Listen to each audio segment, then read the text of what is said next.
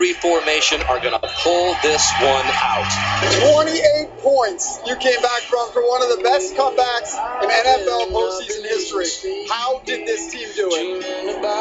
It's from the top down. One of the greatest stories ever told. He said that the whole second half. Coach Chuck said, poise. Stay the course and just do what got you here. When something like this happens, how much can it motivate a team to make a run all the way through? Excellent point that they find ways to beat you, and they have a different ways to do that. And I think the Colts can be that dark horse in the AFC to really surprise people and get to the Super Bowl. Again, their first drive signals an audible. Second and 5. He goes to Gusher again. Free for 3, and Gilbert whistles for a huge gain. Another pass. That one for a touchdown to help Robinson some separation, and that's a beautiful throw. Avoids the pressure. Holds it downfield and hauled in by Derek Rogers. Get it happen. Here comes Memphis to Alex Smith's right. And there's Memphis. And he forces the And yes, the Indianapolis Colts made a comeback in the playoffs no one ever saw coming, down 28-0, win it 45-44 to the Kansas City Chiefs. Then move on to a tough team going to New England, and they just lost that one 43-22. And then, not a bad season at all for the Indianapolis Colts. We're on the NFL Team Breakdown Studio. I'm Robert Diers. Alongside me, Nick Rice. Nick Rice, always a pleasure to be with you. And Nick, the Indianapolis Colts this season, a good story to be told. They're in an easy division. And Nick, what do you have to say for a team that's in the AFC South and was undefeated in that division? Well, it's exactly how you draw it up in the playoffs, to trail by 28 points and figure out a way to come back for the victory. Obviously not something that you expect, but one thing that we can basically count on out of these Colts is they'll go ahead and win the AFC South again. Their talent isn't quite to the level of division winners in the other conference, even after this pretty good draft class, but it's still a team that can dictate in the postseason. Just ask Kansas City. This is a team with obviously the most important position solidified. Now, following a couple injured players from a season ago coming back, this is a team that has a shot to really make a big impact in 2014 again. This is a for-real football team. Nick, I don't know about you, but I really like Andrew Luck on this football team. 23 touchdowns and only had 9 interceptions. Threw for over 3,500 yards this season. He had some good weapons throughout the whole season, some big-time. T.Y. Hilton, he had over 1,000 yards. He had over 1,000 yards receiving with a Colby Fleener with 608. And he had 4 touchdowns. T.Y. had 5. Then you have a Reggie Wayne who unfortunately got hurt pretty much in the middle of the season and couldn't make much of an impact. Only had 2 touchdowns, Nick. This is probably the best player on this team just because of his veteran leadership. He has such an important role to play with Andrew Luck. And Nick, Andrew Luck relies on Reggie Wayne. I know he's got to rely on T.Y., but in the playoffs, he had to force throws to T.Y. because Colby Fleener was double-teamed. And it's sad to see the Colts go, but I think if they had a Reggie Wayne, I think, the game would have been closer against New England. I wouldn't say it's a win, but still, Reggie Wayne is a veteran, has that veteran leadership. He's been around the league for a while, has played with Peyton Manning, and can make some just really big-time plays for this squad. Unfortunately, you see him get injured, and the Colts just couldn't find any way to win in the playoffs. I mean, they had a pretty good end of the season, but besides that, I think this team could have done a little bit better in the playoffs if they had a Reggie Wayne. Yeah, Reggie Wayne averaging 5.5 catches per game over the 7 contests that he suited up for, 38 receptions, 503 yards, 2 touchdowns. But I think the guy that in basically this year and in the future who's going to be the number 1 player for the Colts is T.Y. Hilton, a guy that I know and love. He 0 injury concerns. He was questioned for his height and was obviously the steal of the draft when he was taken a couple years ago. T.Y. Hilton is a fantastic ball player, and I mean, it's awfully fortunate for a guy like Andrew Luck. Maybe his offensive line isn't the greatest. Maybe he just was the other benefactor of potentially one of the worst trades in the last few years, as they gave away a first-round pick for Trent Richardson Richardson. But the Colts do give Andrew Luck 2 big-time targets, and it's going to be fun to watch exactly how many times both Reggie Wayne and T.Y. Hilton find the end zone next year. Yeah, and T.Y. Hilton really made an impact in that playoffs. He kind of really helped out Andrew Luck when he needed him the most, but it's just because of the double coverage and how difficult it was to find T.Y. Hilton in the playoffs. But, Nick, I like this Colts team. This is a team that I'm really interested in watching this year.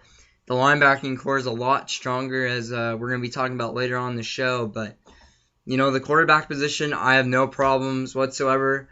Now, the running back position is a little bit of an issue, and we've had that on the last couple of shows. I think a couple of playoff teams have some question marks in that running back position.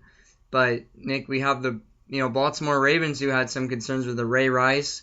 Well, this is kind of a guy that we thought would do pretty well, the Trent Richardson that you mentioned in the trade. Fortunately, he goes, but they transitioned to a Donald Brown that didn't do that bad at all, and then Ahmad Bradshaw as well. But that running back core is a question mark in my mind in that offense. But, the wide receiver core is pretty strong with the tight end position as well.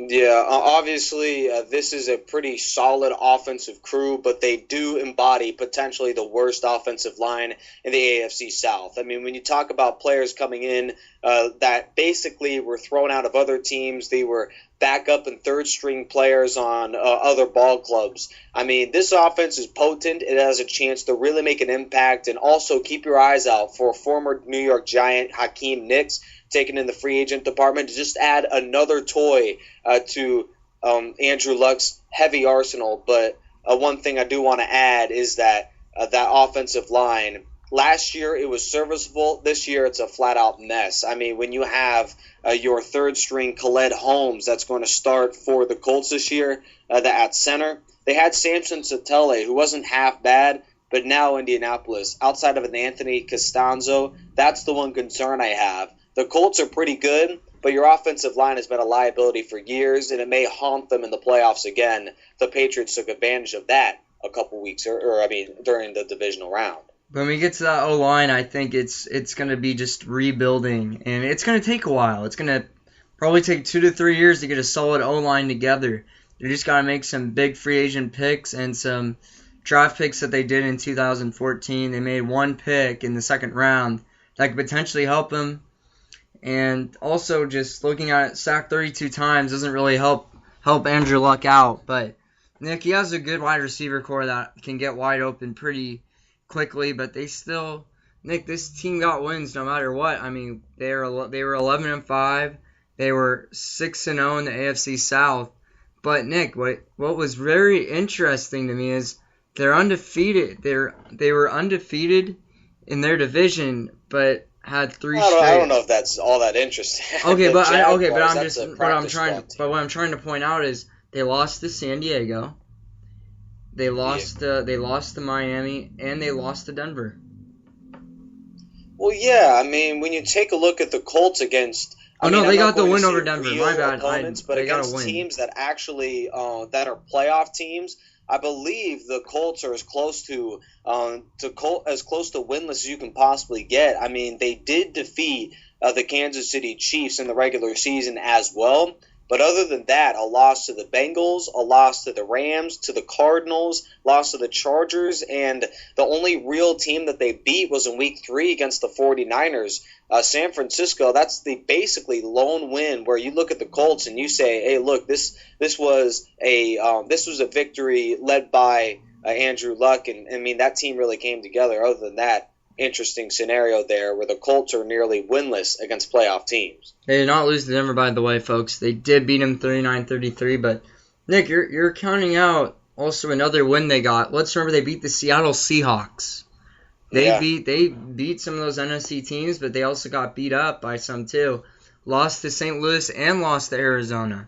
That's interesting how you can beat 2 playoff teams, but then lose to teams that didn't even make the playoffs at all in that and NFC look at the West. Score. They lost to the Rams 38-8 and to the Cardinals 40-11. And let's remember St. Louis had a Kellen Clemens as your starting quarterback. it's hard to. I don't understand exactly how the Colts can show up one game and not the other, and it has nothing to do with the coaching staff. I mean, I think that's one of the top 5 coaching staffs in the league, obviously led by a guy that I think should have been a run-in for the Coach of the Year last year in Pagano. I think overall, Indianapolis, you have to be happy with your quarterback, with your coaching staff, and if there's one free agent acquisition that I absolutely love, is former Cleveland Brown DeQuell Jackson, who's going to come over and play masterfully there for a Colts defense that actually is more serviceable than people think. When you take a look at that D-line, it includes really good players like Corey Redding from the Baltimore Ravens and Eric Waldman, also maybe one of the better sack specialists of the Colts franchise history in Robert Mathis. I mean, this is a team with playmakers. They just don't have all the pieces yet. You look at a giant puzzle, maybe a 1,000-piece puzzle, and you take a look at what the Colts have. They have the big chunks.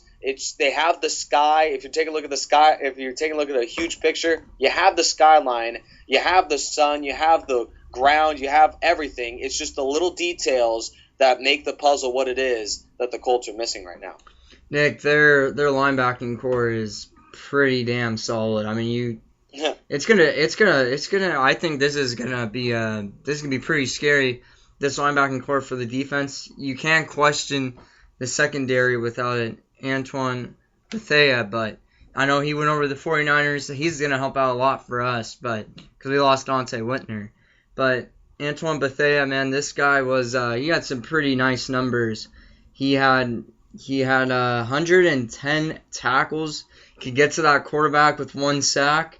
And also had 2 interceptions, so this guy is going to make an impact for the 49ers, but still helped out during that 2013 campaign for the Indianapolis Colts. It's gonna be hard to see him go, but Laurent Landry is going to still be there, a guy that can make some tackles. He had 87 tackles last season. Had no interceptions, but still he could break up a lot of passes. Yeah, this is a secondary that actually is relatively formidable there for the Colts, led by a huge, obviously Bethea was a great player for them, 180 combined tackles. But another player that you want to look out for, guys that should be able to step up, 4 interceptions by Darius Butler. That led the team a season ago. Vontae Davis is penciled in as the starter. He only had 1 pick last year, but he was a real important part of that Colts defense. And, I mean, you always want a defensive secondary where you have a guy that you can count on. Vontae Davis is that. When you take a look at the defense as a whole, they actually were pretty good in the statistical department. I think the Colts don't count this team as just an offensive juggernaut. They ranked top 10 in points allowed last year, only 21 per game, and were also top 15 against the pass. I think this is a good Indianapolis defense that, barring a couple gaffes during the regular season, they're actually a pretty good ball club. And, Nick, you look at the kind of the outside linebackers. You have Robert Mathis, who obviously is your best player on this defense with 19.5 sacks. I love hearing that number, because I like when these guys can get to the quarterback. And Nick, he's the second best pass rusher in this league. Nick, can you tell me who number 1 is? Who's the number 1? I would go with either Robert Quinn or Aldon Smith right now. They're giving it to Robert Quinn, actually. Not a Robert. Yeah. I'm actually kind of shocked. I think Robert Mathis should deserve it, but I guess you want to give it to Quinn. That's fine, because that defense is pretty solid too. But nevertheless, they also have a left outside linebacker, Eric Walden, who isn't too bad. He got 45 tackles and still got 3 sacks, so he could still get to the quarterback. But Mathis and Walden are kind of a good duo together. So I kind of like the outside linebacking position, and the inside linebacking core is. These 2 guys are just going to be working fine together. You got Jarrell Freeman, who had 126 tackles, 5.5 sacks, 2 interceptions, and 2 fumble recoveries. Then you have DeQuell Jackson. You can arguably say he was the best player on that Cleveland Browns team, if you argue with Josh Gordon, but still, this was the best defensive player for the Cleveland Browns. And he comes over to the Colts, had 141 tackles, 1.5 sacks, 1 interception, 1 fumble recovery. Nick, this was probably the best pickup for the Colts. Oh, definitely. DeQuell Jackson, a penciled-in day-one starter. The Colts, I think, needed one more great linebacker in order to take that defense to the next level. There are some holes, I guess, in the running game. They rank towards the bottom in that category. Now you throw in DeQuell Jackson, and you have a winner there on the defensive side of the football. Immediately improve that running game or that run defense. And while a couple of players did go, and Antoine Bethea most notably, this is still a unit that, led by DeQuell Jackson, can win and win right now. Nick, this team is, this team is going to have a winning record, no doubt. I think they might even have a better record. The one question I have, though, I guess you could say, one question I got is, what do you think of this safety position without Antoine Bethea? Obviously takes a step down. Mike Adams was a Denver Bronco last year. He didn't exactly make a whole lot of plays for them. He's kind of one of those young guys that's finally going to be thrown into the fire, and we'll see what they have. So with not a lot of game film, I think he's just going to be one of those average ball players that just tries to complement potentially one of the better safeties in the league in a LaRon Landry that is penciled in to play free safety. The Colts, yet again, their depth is a huge concern, especially on the defensive side, and the secondary is the biggest cause for concern. Their defensive line and linebacking core is fine. It's deeper than the ocean floor. I mean, there are some serious playmakers, even as backups. Arthur Jones, not even the starter on that defensive line. But when you look at the defensive backfield, I mean, there is nothing outside of the starters, and even the starters have huge concerns. So other than that, I mean, Indianapolis has to cross their fingers. They really need to hold their breath and hope that there is no injury concerns, zero problems in the medical front there for that defensive backfield. Well, the cornerback position, you have a Greg Toller who had 23 tackles, 1 interception last season. He's penciled in actually as the starting position for the left cornerback side. Then you have a Darius Butler who's second string right now. It doesn't make sense. He had 54 tackles, 4 interceptions. And then you have a Vontae Davis, who is Vernon Davis' brother, by the way. I just got to point that out. 46 tackles and 1 interception. But I'm actually... They kind of are the same, if you really think about it. Do you think they play different positions, Yeah, though? they're all humble and quiet, and let's be honest, both of them are... Do they both hold out, though? What'd you say? Do they both hold out? No, they don't, because Vernon Davis has been holding out for quite a while for the 49ers. Vontae Davis, yeah, he has too. Well, he didn't want to go back to the Dolphins, and he was traded. Like, he just wasn't really accepted in that Miami locker room. But then again, you can't really question him when Richie Incognito was accepted. I mean, I'm just throwing that out into the mix. But obviously, Vontae Davis is an interesting prospect, still young, and still just a guy that, I mean, I don't think he has the strongest work ethic. And he's just a guy, he's just kind of an average ball player there. He's been really hidden behind a couple of other guys that basically have, I believe, a stronger work ethic than him. Greg Toller and Darius Butler, just to name a few. Well, they have 3 solid corners, so I'm not concerned about the cornerback position. Yes, you don't really have anybody else that can help you out, but Nick, it's not looking too bad. But the safeties position is the only concern I have for this squad. Besides that, their D line can be a little bit better, but besides that, the linebacking core is really going to carry this defense this year.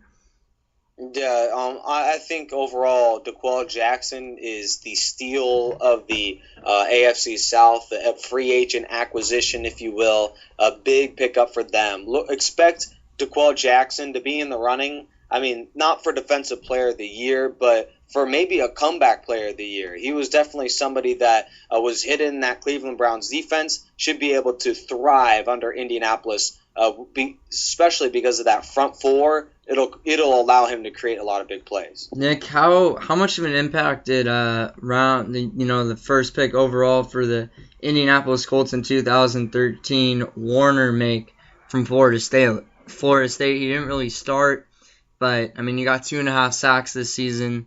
Is he going to get better? The best,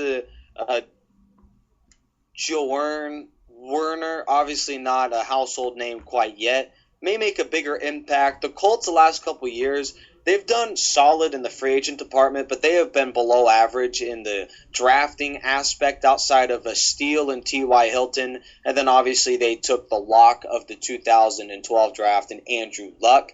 Other than that, I mean, they may have only one starting player in the next few years that they drafted this year, too. I'm sure you want to dive a little bit more on this draft. Jack Muhort, a potential starter, only because that offensive line is horrible. The offensive tackle from Ohio State.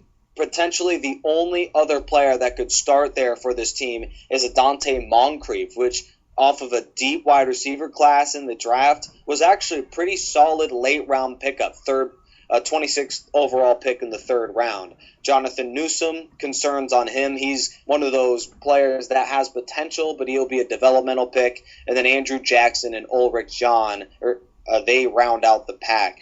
So overall, this is a draft class which many peg as about a C- because Indianapolis, for back-to-back years, they have themselves a couple of projected backup players, and they didn't really get any. They didn't really draft a whole lot of their needs, apparently. Well, Nick, Jack Muhort is kind of I'll say a head scratcher for me. He played offensive guard and offensive tackle at Ohio State, and his last 3 years he played offensive tackle. And to be honest, for this team, he wasn't. If you had to say like for the draft and what the needs were, he wasn't really on my radar to really go after. And I mean, I guess like if you're gonna use this guy, NFL teams would consider sliding inside. He's 6'6", and he's trouble at bending and slinking his hips to get leverage against rushers. And I'll be honest here. There aren't many 6'6" guards in the NFL. It's kind of weird to me how you wouldn't move him to the tackle position, but I guess if you're going to move him to the guard position, see how he does. But, Nick, he's 6'6". Wouldn't you want to move him to the offensive tackle position? Yeah, they should have basically drafted, other than maybe Dante Moncrief, they should have just went offensive line throughout the rest of the draft, because this was basically their biggest concern by a mile. And if they didn't address that, they should have taken a potential Terrence Brooks, the free safety picked up by the Ravens, who should be a solid player for them, former Florida State product, which we talked about earlier on in the other team breakdown, should be a good player. There are a number of other players that I believe they should have taken. Instead, they go completely off of their draft need board, and they basically believe that these players will become starters for them in the future, and I just don't see it. But one player I do want to yet again point out is Dante Moncrief. There are 3 starting receivers right now who I think are above him by a mile, but maybe Moncrief can throw himself into that number 4 fold alongside Derek Rogers. And, I mean, if you're going to learn from anybody, how about a Reggie Wayne? I think Moncrief will be a good player for them. Well, they also just lost Levon Brazil, and he's been suspended for a year because of drug use. So, Nick, that wide receiver competition is diminishing. So that's going to help out Moncrief, I think, make this squad. Yeah, but I do like overall their receiving core. With obviously they have 5 players that can produce, and given that Reggie Wayne is still on the field throughout the season, this should be far from a weakness for them. Well, the other 2 guys they really have now is Derek Rogers and a Griff Whalen. I think Griff Whalen is probably going to be the number 5 wide receiver, and then you're going to have a Derek Rogers who's probably going to be the number 6 guy, and I think those are the wide receivers they're going to be keeping there when you have a Reggie Wayne, T.Y. Hilton, and a Hakeem Nicks. Man, that wide receiver core. I don't know, Nick. I don't think I think that grade is going to be pretty damn high. I think that's going to be this is probably the best wide receiver core we have covered so far on this show. I don't know about that. Yeah, maybe for what we've covered, but then again, we have touched on what the Falcons were doing in the receiving core. We gave them a real solid grade as well. Indianapolis, solid at the receiving position for sure, though. Well, the Falcons, they've been doing a lot with their wide receiver core. I mean, Julio Jones, I think, is going to have a comeback type of season. So that's going to be interesting to watch. But I know we're supposed to be talking about the Indianapolis Colts here. But Nick, I think this is going to be a really strong wide receiver core, especially when you have a pocket passer, kind of like Andrew Luck. He can run out of the pocket sometimes, but I think Andrew Luck is getting better at kind of staying in the pocket. But he had to run out a lot just because his O-line was not that good at all. Definitely. One of the biggest under-the-radar players who should become very good. Take a look out. Pencil it down right now. Dwayne Allen, one of the better tight ends in the division right now, maybe the best overall in the AFC South. I mean, Dwayne Allen, expect him to create a huge season for the Indianapolis Colts as well, because of that receiving core will drag a lot of attention away from the tight ends. Well, Nick, you have a Colby Fleener and a Dwayne Allen. That's going to be a good 1-2 punch for that tight end position. It's always good to have that 1-2 punch. And Nick, I think that tight end position is looking pretty damn good. But I think since we're already pretty much breaking down the step chart, let's just get started. Let's go with the quarterback position. You have Andrew Luck, who had 23 touchdowns and 9 interceptions a year ago and 4 rushing touchdowns. Threw for over 3,500 yards and played every game of the 2013 campaign. Nick, I give this guy a B+. He knows what he's doing on the field. He has weapons around him and wasn't really in double digits for interceptions, so give him credit for that. As a lot of quarterback, any high profile type of quarterbacks can get in the double digits, while Andrew Luck stayed below that and worked hard without a Reggie Wayne. B+, are you kidding me? I'm giving him an A, and that's even very low for him. Andrew Luck has carried this team. He's kind of like LeBron James, where without him in the lineup, the Colts, instead of winning 11 games, they win probably 6 games. He's definitely the best player on the team. Give him an A. All right, let's go to the running back position. Probably cause for concern. You have Trent Richardson, Vic Ballard, and Ahmad Bradshaw. Trent Richardson wasn't really himself this season. Man, the highest rushing totals they had this season was 537 from a Donald Brown.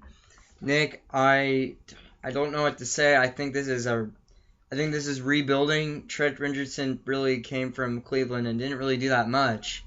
That's my concern.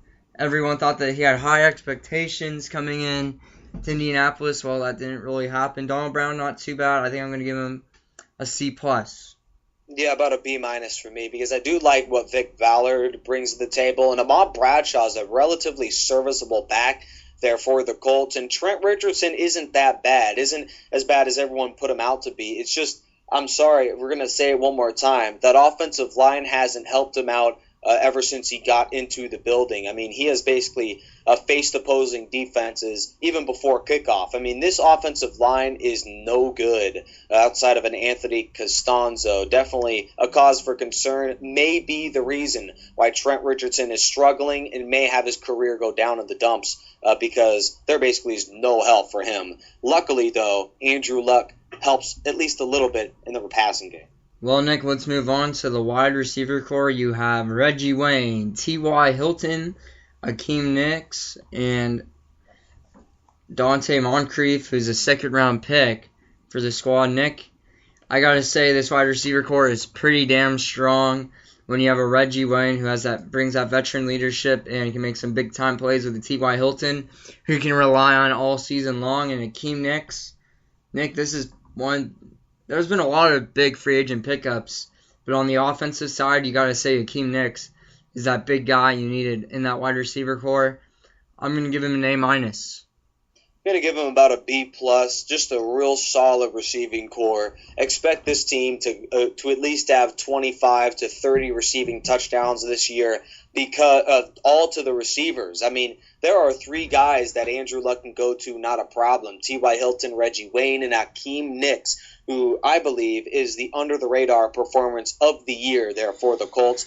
Not many people pegged him as the best receiver or even a top 5 free agent wide receiver. Well, how about a bold prediction here on the team breakdown segment? Akeem Nicks will be top 3 in receptions, receiving yards, and touchdowns there among the free agents of the 2014 season. We're talking Eric Decker. We're talking a number of other great players that Akeem Nicks was pegged to be one of the worst of the class. well, I believe that he was a definite steal there for the Colts, given that he only signed a $2 million deal. Absolutely impressive there for the Colts.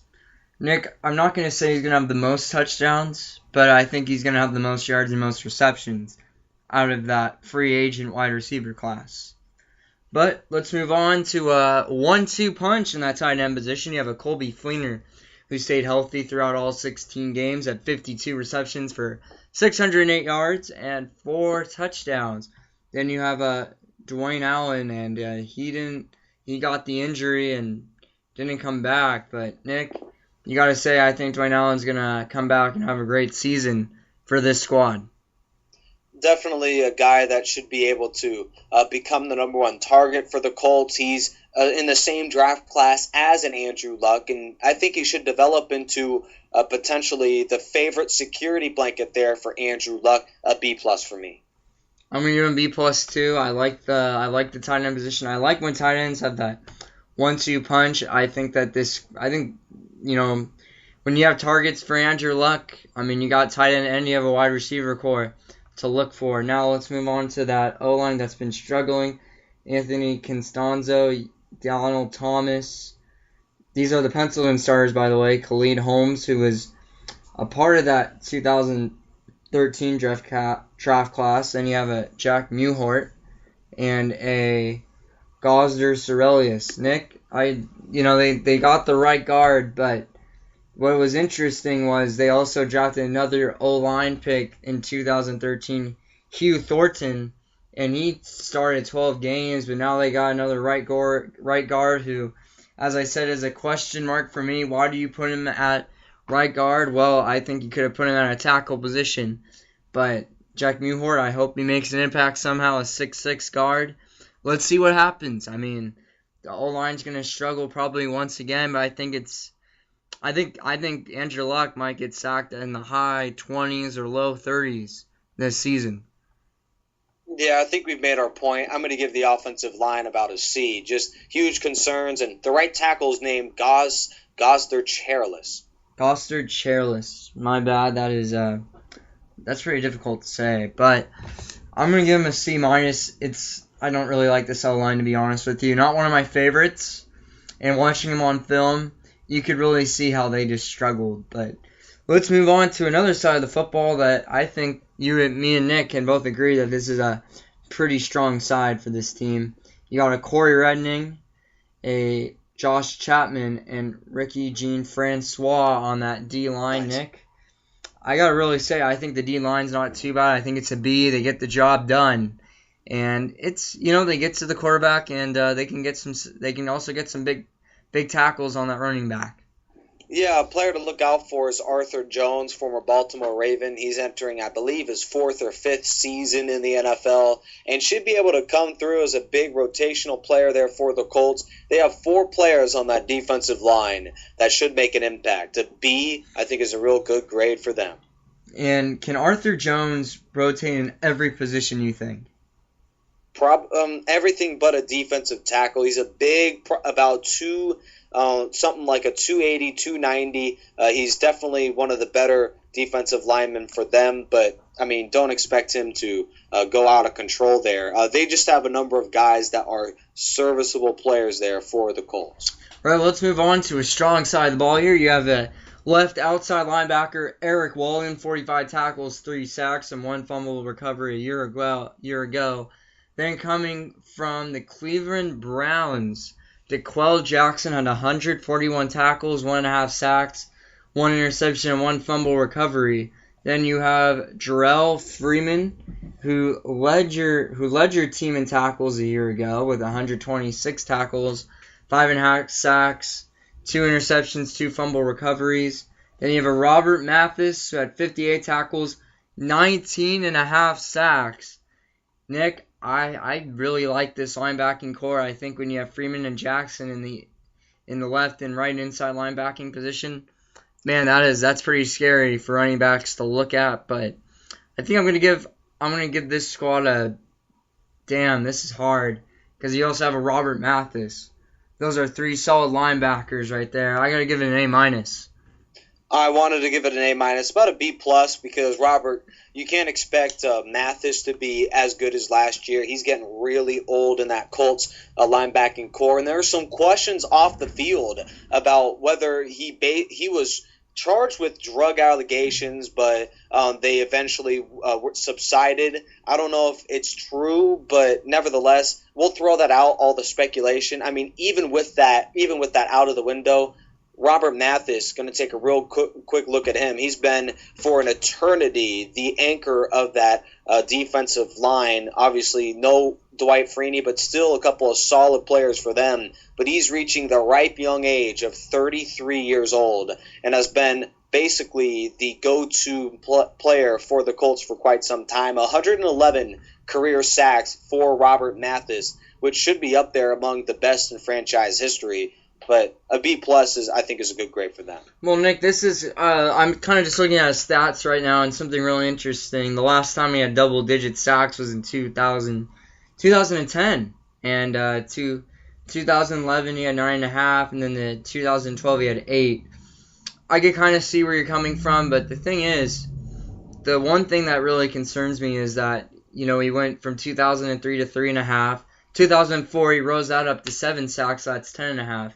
2005 he did 1.5 better, then went down 2 to 9.5 his 2006 season, and then 2007 went to 7, and then kind of went up. It kind of goes, he's kind of an up and down type of player because his sack totals are a little bit different every year, but this was his best season his 2013 campaign was his best season by far. But let's move on to, I did give a grade for the linebacking core. Let's move on to the cornerback position. Greg Toller, who had 23 tackles and 1 interception, and Avonte Davis. And then behind is Darius Butler. I think Darius Butler probably is going to start on that left cornerback position. But Nick, I think I'm going to give it a B. They get the job done, and it's kind of like the D-line, but it's not a bad secondary. I mean, what was it in the stats? They were like 13th in opponent passing. So they held the opponents to 230 yards, but Antoine Bethea was also there. But I think the cornerback position is not too bad. Give him a B. Yeah, B- for me. Just a real good, solid secondary. Very serviceable there for the Colts, which is the exact same that I can say about a B- for that safety group as well. Yeah, I'm gonna agree with you on the B-. Delano Howell is the penciling starter. Don't really know who he is. Then you also have LaRon Landry, who was the starter last season, 87 tackles, not too bad, but had no picks. But Nick, I mean, I guess when you look at the safeties position, it's not really going to be a high point for the squad, and the cornerback position either. But overall, I think the grades weren't too bad, but let's move on to that special teams. Nick, they lost their kick returner, LeVon Brazil, because he just got suspended. But they have T.Y. Hilton back there to return. Your long snapper is Matt Overton, and your kicker is Adam Vinatieri and Pat McAfee. Pat McAfee. We're going to give that special teams about a B- for me, personally. I think I'm going to give him a B- too. I think, when you lose LeVon Brazil, I think that's going to be a big loss in that special teams. But Pat McAfee is a pretty well-known type of punter in this league, and I'm really interested to see what he could do again this season. And Adam Vinatieri went 35 for 40 this season in 15 games. But, I don't think the special teams are that bad at all. But, Nick, we're going to go to that 2014 NFL schedule. Everyone is really interested to see what we can give the Colts this season. But, Nick, what were the overall grades for the offense and defense? And then the offense, I think, is the strength of the team, a B+ for them. And then for the defense, just about a B. I mean, this is a team led by a quarterback that is very good, not obviously not going to be amazing considering the surrounding talent, but that offensive line of concern, everything else really good for them, given that they have complete health this season. And the offense is the strongest point on this team when you have a strong wide receiver core. And a really strong tight end position. The running back core can be difficult, but besides that, I think if Andrew Luck can work with his wide receivers in the tight end position, it's looking pretty damn good for this squad. But Nick, what do you have to say about the 2014 NFL schedule for the Indianapolis Colts?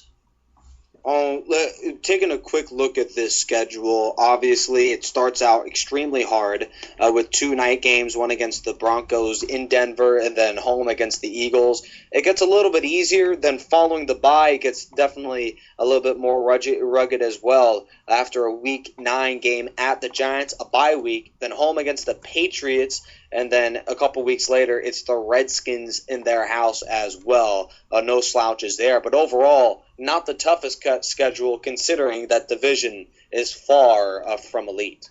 Is it going to be tough to get wins over playoff teams this year for the Colts?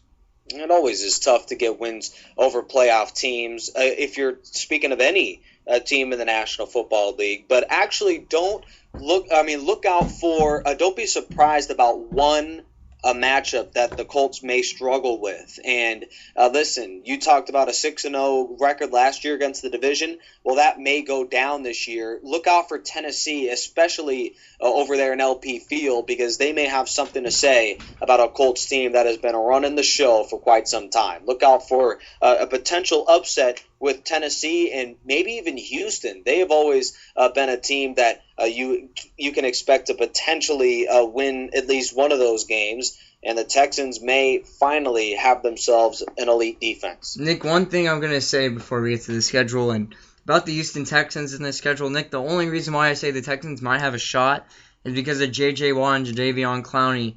That O-line might not be ready to handle those two guys just yet. It may be one of the bigger lopsided mismatches there among the Colts in quite some time. Just got to believe that with the Texans, they haven't beaten Indianapolis in almost a decade. That's also a record that I don't know if will exactly go down this season. But if any team's going to beat them, I think the Texans have a shot. All right, Nick, well, let's move on to the 2014 NFL schedule as we have Week 1 at Denver. Nick, this is going to be a tough game. A year ago, the Colts got the W at 39-33. Nick, I'm going to give them the loss. I think they're going to struggle early. I think so, too. Indianapolis is a good team, but I think the Broncos come back with a vengeance, knowing that you can't have Andrew Luck sweeping both times. The Colts lost some big players, and they fall short against the Broncos. Maybe the best team in the AFC. All right, Nick, let's move on. We got Week 2, and that's going to be at home versus the Philadelphia Eagles. Nick, I think they're going to get the loss here. I think they're going to struggle against playoff teams in the beginning. But they're going to have an easy schedule coming up. Just a quick stat for everyone here. The Colts haven't lost to the Eagles since 1994, and I think that streak continues. It's a win on Monday Night Football over Philadelphia. Philadelphia may surprise people, but we'll find out. Week 3, it's going to be Sunday football at the Jacksonville Jaguars. A team that doesn't really know their starting quarterback just yet, but maybe it'll be Blake Bortles. I still think they get the loss. Jacksonville is going to struggle this season with a pretty young team. Yeah, I think it's maybe the biggest mismatch among these teams. The Colts over the Jags, even though it's in Jacksonville, still not enough for the Jaguars to pull ahead. All right, Nick, let's move on. We're at Week 4, and it's going to be at home versus Tennessee. Nick, I think they get their first win at home against the Tennessee Titans. But at Week 17, I think the Titans are going to get their revenge. Yeah, I think the Colts, too much to handle there for the Titans. As Tennessee's had a lot of flux in the free agent department, it took a little bit of time for the Titans to get going.